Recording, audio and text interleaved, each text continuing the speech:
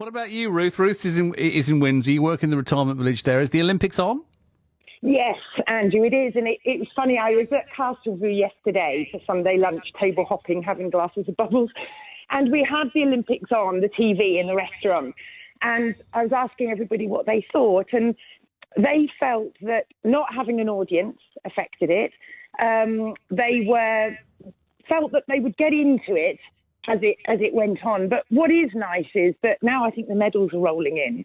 We'll really get momentum and we can all share it together and watch it around the TV together. So you have your own kind of audience then, even if it's not, you're not getting the enthusiasm from the TV.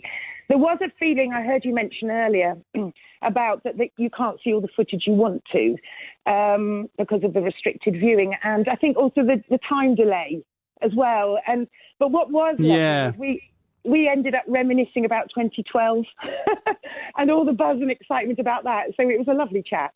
Yeah, the time isn't perfect, is it? Because you sort of, I know you can catch up with the highlights, but it somehow doesn't feel the same, does it? And then watching it live is pretty hard because of the time it's on, and that isn't perfect. This business of the not everything's available on the BBC for the first time, or you can't get as many different feeds of different sports, so you choose exactly what you want to watch, as was the case in the past. It's come a bit out of nowhere, that, hasn't it? No one really prepared us for that somehow.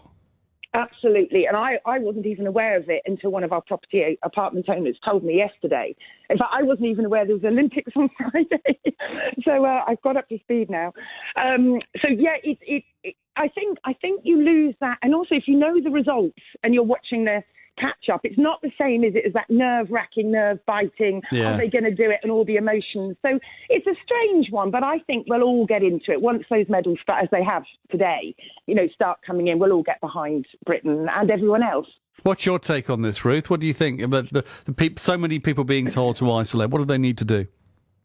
Well, it's interesting because obviously at Castleview everyone's retired, so the work side of things isn't such an issue, but the social side is, and we have one resident through Test and Trace who has to self-isolate, and we're keeping an eye on her and getting her papers and checking in, so she's not completely alone. But our other apartment owners have personal things, like one of their daughter-in-laws was going to see her parents, which is a few hours drive away. They hadn't seen them for 2 years. They were going to stay for a week, take the grandchildren, everything straight, and they got pinged.